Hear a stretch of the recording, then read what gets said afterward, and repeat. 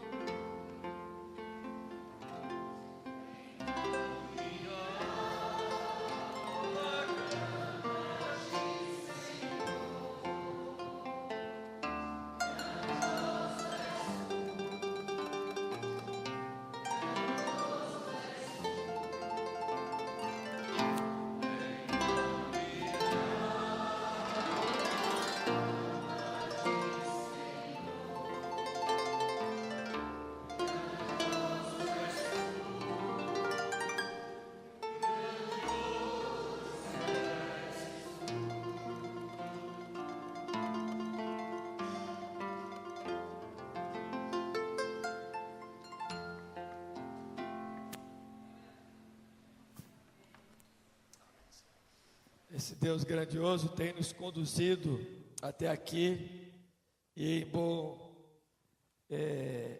termo tem nos feito, de fato, ver grandes coisas também. Ontem, quando o nosso irmão Narciso falou lá em Colossenses 4 sobre a oração, e quando ele falou das 4 características da oração bem-sucedida. Estava ali ouvindo, sendo edificado e preparei agora uma mensagem que não vou falar hoje, como resultado daquelas 4 características. Por que elas precisam existir? Enquanto ele falava, eu já estava ali fazendo. E não sabia ele que hoje eu ia falar de um texto que fala sobre oração, na história da igreja. E quando a irmã Cláudia orou ali, ainda há pouco, no momento do louvor, só confirmou aquilo, porque ela falou dos grandes livramentos que Deus tem nos dado ao longo desse tempo. Então é uma reflexão rápida, mas eu queria não suprimir o culto, mas aproveitar esse momento de gratidão a Deus pela existência da nossa igreja, para ver quanto Deus tem cuidado de nós, como dissemos aí no editorial do boletim.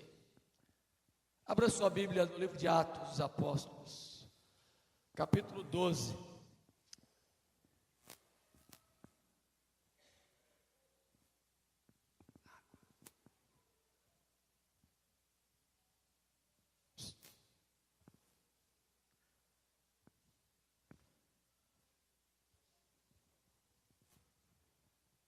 Quem achou?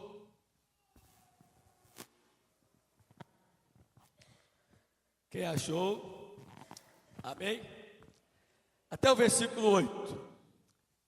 Mesmo assentado, como você se encontra, guarde aí reverência e acompanhe a leitura, e após o que mantenha a sua Bíblia aberta. Por aquele tempo mandou o rei Herodes prender alguns da igreja para os maltratar, fazendo passar a fio de espada Tiago, irmão de João. Vendo ser isto agradável aos judeus, prosseguiu, prendendo também a Pedro. E eram os dias dos pães asmos. Tendo-o feito prender, lançou-o no cárcere, entregando a 4 escoltas de 4 soldados cada uma, para o guardarem, tencionando apresentá-lo ao povo depois da Páscoa. Pedro, pois, estava guardado no cárcere, mas havia oração incessante a Deus por parte da igreja a favor dele. Quando Herodes estava para apresentá-lo naquela mesma noite, Pedro dormia entre os 2 soldados, acorrentado com 2 cadeias, e sentinelas à porta guardavam o cárcere. Eis, porém, que sobreveio um anjo do Senhor, e uma luz iluminou a prisão, e tocando ele o lado de Pedro, despertou, dizendo: levanta-te depressa. Então as cadeias caíram-lhe das mãos. Disse-lhe o anjo: cinge-te e calça as sandálias. E ele assim o fez. Disse-lhe mais: põe a capa e segue. Amém. Irmãos, de fato, a história da igreja, ela é uma história de constante ação de Deus em favor do seu povo. Os dias aqui que Lucas relata são os primórdios da igreja. Depois da primeira fase, que a igreja toma um crescimento de proporções inimagináveis para os próprios seguidores, e se espalha de Jerusalém, como havia o Senhor dito depois de ressuscitar os discípulos. Está registrado no capítulo 1, versículo 8 de Atos, que eles seriam testemunhas por todos os lugares. Agora a igreja passa por um segundo período de transição. O primeiro acontece lá no capítulo 11, do verso 19 a verso 30, e aparentemente, depois da morte de Estevão, que está registrado lá no capítulo 7 e 8 do livro de Atos, o qual Paulo consentia com aquela condenação e com a morte de Estevão, a igreja passou um período de descanso quanto às perseguições. Não nos é dito aqui quanto tempo, mas logo no capítulo 12, portanto, 4 capítulos depois, começa um novo momento da segunda fase da igreja e de transição deste povo de Deus ali no primeiro século, quando a igreja agora chega à região da Palestina, antes de se expandir e se espalhar por todo o mundo. E nos diz o texto aqui que lemos nesta manhã, que naquele tempo, quem governava era o rei Herodes. Era o rei Herodes Agripa I, filho de Aristóbulo e neto de Herodes o Grande. Não nos é dito aqui o motivo pelo qual Herodes resolve prender alguns cristãos. Se você observar, o versículo de número 1 diz que mandou o rei Herodes a prender alguns da igreja para os maltratar. Não é dito aqui quantos, nem é dito aqui o motivo. Supostamente, a notícia que por parte de alguns judeus, conforme diz aí também o texto, que eram próximos a Herodes e dos quais tiravam benefícios do poder público e aos quais também Herodes tinha sua intenção, ele participava das festas, ele participava das reuniões, ele assistia todos os rituais que eram comuns aos judeus. Pedro começava a se destacar. Não se sabe por que Pedro foi preso. Tiago já havia sido passado ao fio da espada, por ordem do próprio Herodes. Alguns irmãos estavam trancafiados, presos. E agora Pedro é levado. Quem sabe por causa dos seus ensinos, quem sabe porque era um líder inconteste, quem sabe porque ele tinha a proeminência entre os demais líderes da igreja, por ser o porta-voz daqueles. O fato é que Pedro foi preso. E o texto nos diz aqui, no versículo número 4, que esta prisão, ela era muito bem guardada. 4 escoltas de 4 soldados. Quantos soldados eram os que guardavam aquela cadeia? 16. E mais, havia 2 sentinelas à porta, do lado de fora, e 2 sentinelas dentro, onde Pedro estava preso. Então você imagine aí a segurança, e ao texto nos dá a indicação de que além disso ele estava manietado, amarrado, gemas, com correntes. Como eu disse, por ordem de Herodes Agripa I. Motivos não sabemos, o fato é que talvez para se sentir mais quisto pelos judeus, resolve mandar prender Pedro. O versículo de número 3 disse que com a morte de Tiago, irmão de João, versículo 2, Herodes, vendo ser isto agradável aos judeus, ele resolveu prosseguir mandando prender a Pedro. A palavra aqui que aparece para agradável, presta atenção no que eu vou dizer. É a palavra usada para os desejos sexuais incontroláveis. Ou seja, havia no coração de Herodes, havia no sentimento de prazer pela morte de Tiago, o desejo de mandar prender a Pedro. Eu não aqui explicar esse sentimento incontrolável, porque você sabe o que eu estou falando. É a mesma palavra usada para esses desejos que João bem fala lá na sua primeira carta, capítulo 2, sobre concupiscências. Lucas usa essa palavra aqui para dizer que assim Herodes desejava prender não apenas alguns cristãos e maltratá-los, mas ao líder deles. E iria aguardar o momento para que ele pudesse morrer. Só, queridos, que Herodes não contava com a coisa. Diz o versículo número 5, que Pedro, preso, guardado no cárcere, mas enquanto isso, o que diz aí? Havia oração incessante a Deus por parte da igreja a favor dele. Eu sempre digo, quando você chegar na leitura da Bíblia e encontrar um porém, um portanto, um mais, você circula. Olha o versículo 5.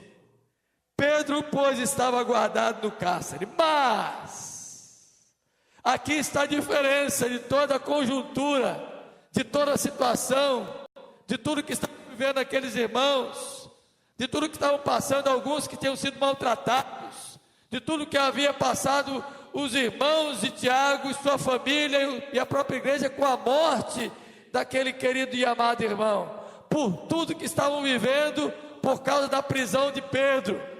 Mas havia incessante oração por parte da igreja a favor de Pedro. A palavra que aparece aqui para incessante é a palavra fervente. Até cantamos de vez em quando nossas orações que dizem fervente oração veio o meu coração. Não é assim? Não canto como Narciso, não. A palavra fervente aí, queridos, é a palavra com ardor, com a alma e com a mente aquecida, por saber que Deus poderia livrar Pedro da prisão. E o que acontece? Nos diz o texto que Herodes pensava, versículo 6, apresentar ele naquela mesma noite. Deus permite que ele seja preso, permite que alguns irmãos sejam presos e maltratados, permite a morte de Tiago. E naquela noite, Pedro seria apresentado da Páscoa, dos pães asmos. E Herodes tentava, depois daquilo, levá-lo à morte, para satisfazer os judeus. E o texto diz aí que ele estava ali, dormindo, tranquilamente. Você dormiria numa situação dessa? Você conseguiria, com 16 homens, escoltando a prisão onde você se encontra, com 2 ao seu lado, imagine só, 2 ali do lado de dentro da cela, 2 do lado de fora, na porta, você ia conseguir dormir? Eu não consigo dormir com ninguém me olhando, não dá, ainda mais sabendo que a probabilidade da morte era certa. Ele estava lá, ó, dormindo tranquilamente. Isso é resultado já, não apenas da fé que Pedro possuía, mas do resultado do que a igreja por ele estava fazendo, em oração. Queridos, a oração atravessa barreiras, a oração vence obstáculos, a oração chega onde nós não podemos chegar, a oração vai aonde nós não podemos ir, a oração faz aquilo que nós não conseguiríamos fazer. E como disse bem ontem o nosso irmão, não é aquela oração em nome de Jesus, amém, obrigado pelo pão, que essa a gente pode fazer todo dia, toda hora, em qualquer lugar, na direção do carro, no trânsito, na cozinha, na beira do fogão, não é tomando banho, não tem problema. É a oração incessante, fervorosa, de mente e coração, por um objetivo, como ele colocou ontem, com um propósito. E o propósito era que Pedro fosse solto. Meus irmãos, eu quero concluir dizendo para vocês algumas coisas.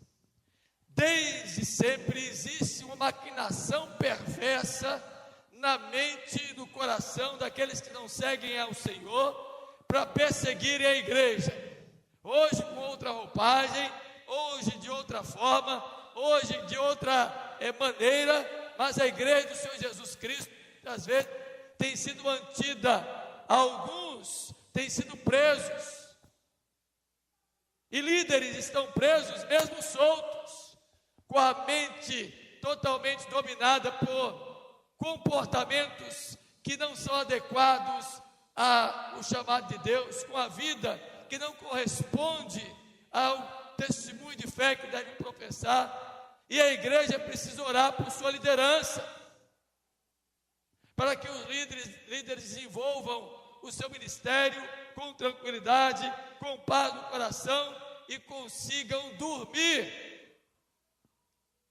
ante as perseguições. Não é ficar dormindo, eu vou mostrar já já o que foi que aconteceu com Pedro, mas possam ter tranquilidade no seu ministério.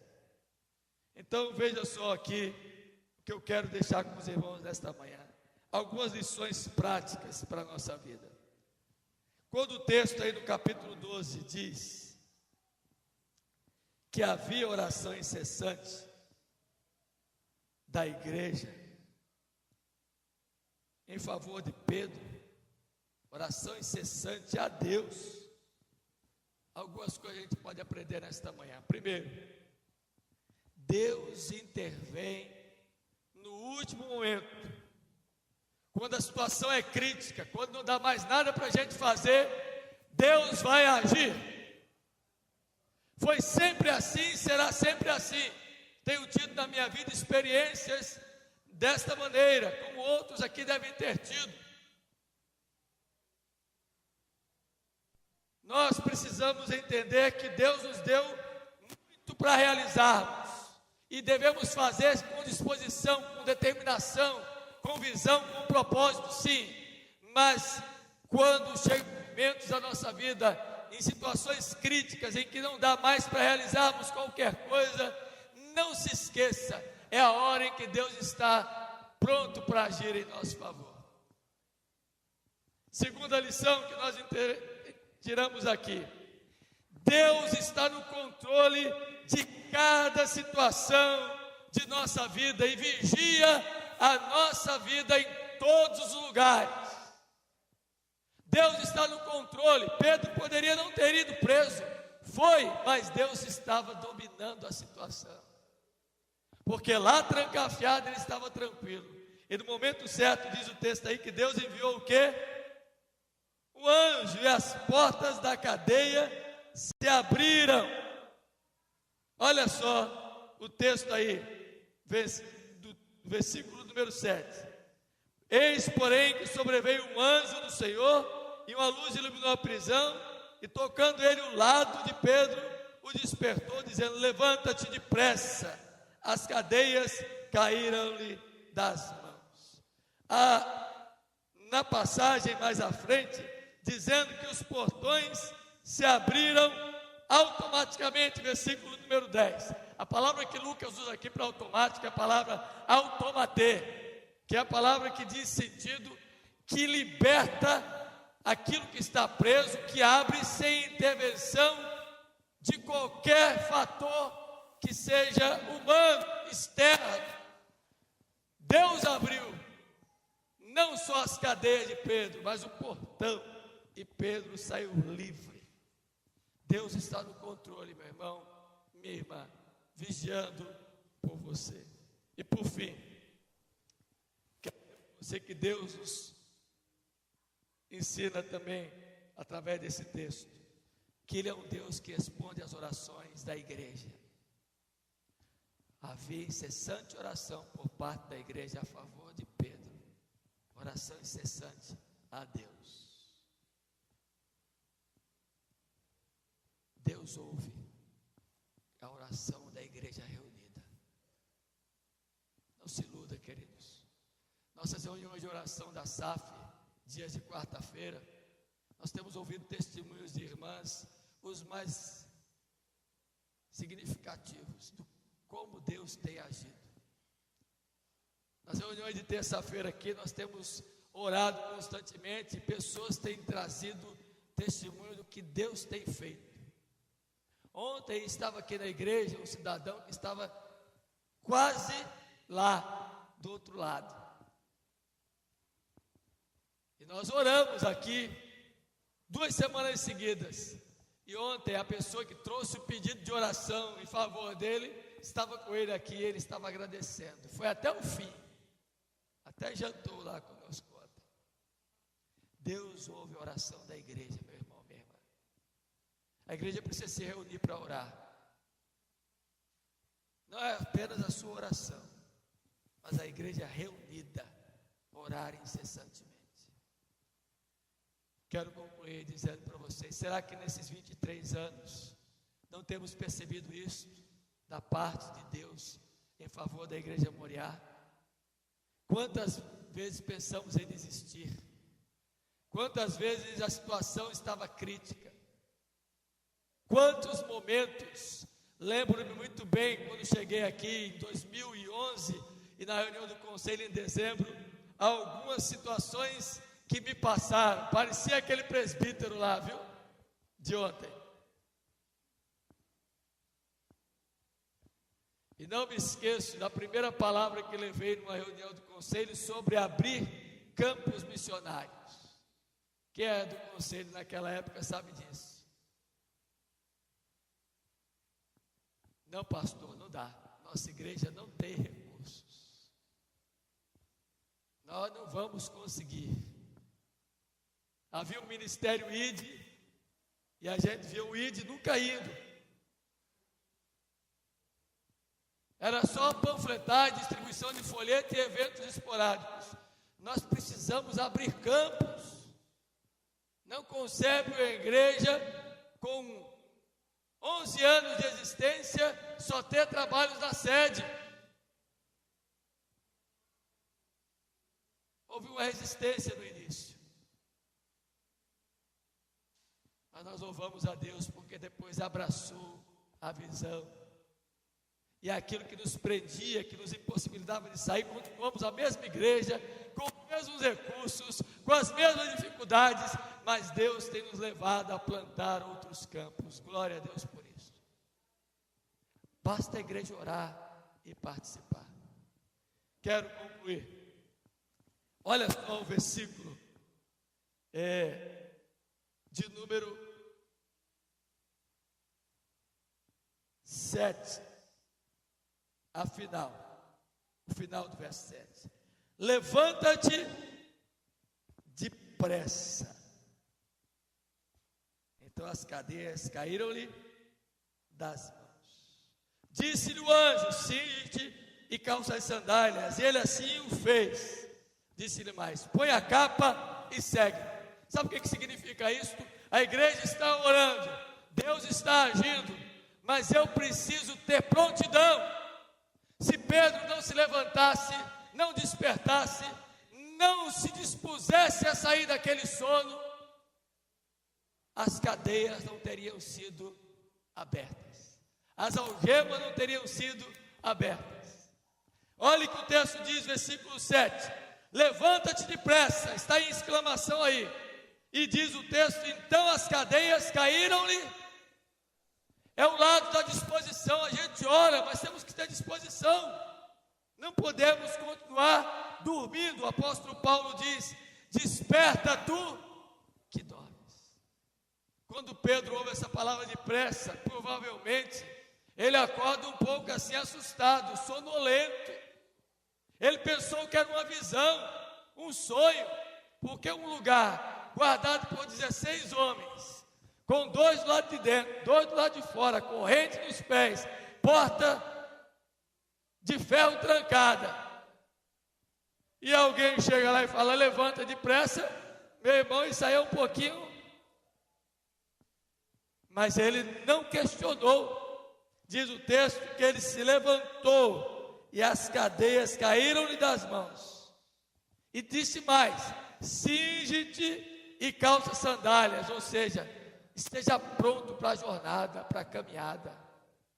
Há muito o que fazer.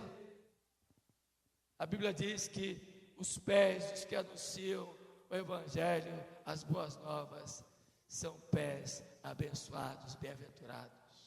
Pedro não podia continuar preso. E disse-lhe mais: põe a capa e segue-me.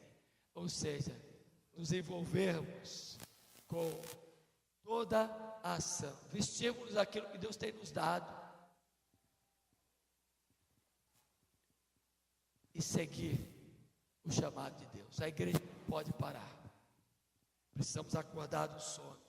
O Senhor está e continua a trabalhar por nós. Quando a igreja ora, diz o reverendo Jeremias Pereira, os céus se movem, o inferno treme e coisas novas acontecem na terra. Quando a igreja ora, as estratégias do inimigo são desbaratadas. Quando a igreja ora, as portas das prisões são abertas. Quando a igreja ora, os seus servos são libertos.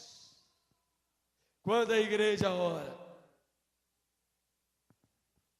Deus faz grandes coisas acontecer. Que Deus nos abençoe.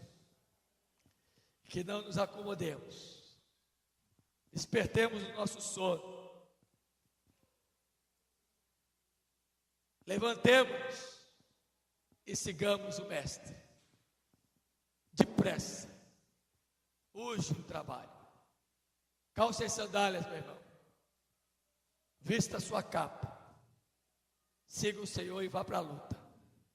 Porque mais 23 anos, se Jesus não voltar até lá, Deus nos dará de muitas conquistas ainda. Que Ele nos abençoe. Vamos ficar de pé, encerrar com uma oração e depois o Narciso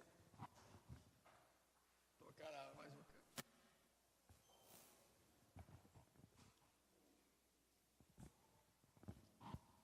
Ó Deus, bendito seja o teu nome, Senhor. A igreja é tua, nós somos teus, a obra é tua, nós os instrumentos. Os inimigos, ó Deus, se levantam constantemente com suas artimanhas, com seus desejos malignos, procurando impedir o avanço da igreja. Mas nós louvamos ao teu santo nome, porque o Senhor é o Deus que está no controle.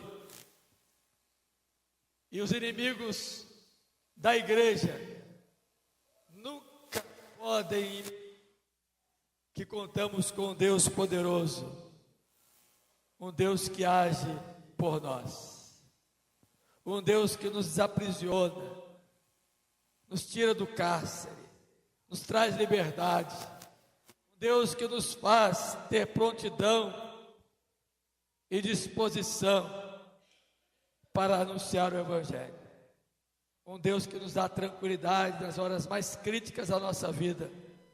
Um Deus que nos anima a prosseguir. Um Deus que é presente. Ensina-nos a crer assim em Ti, Deus, nesse novo ano que o Senhor vai conceder à Tua igreja.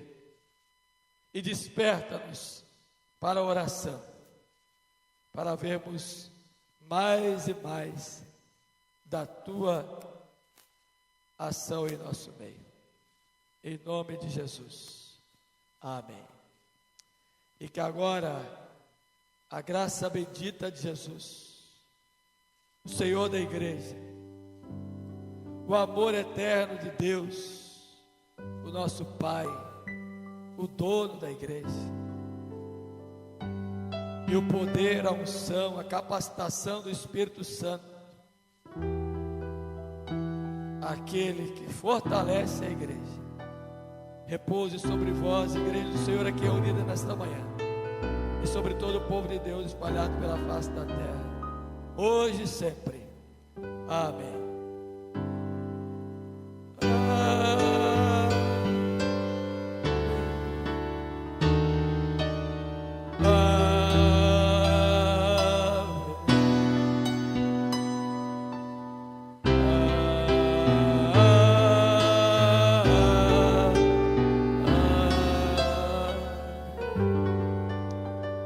Podem sentar, queridos. Enquanto chegamos à porta, o Narciso tocará aqui. Quero lembrar a você que ele tem 4 CDs do seu trabalho.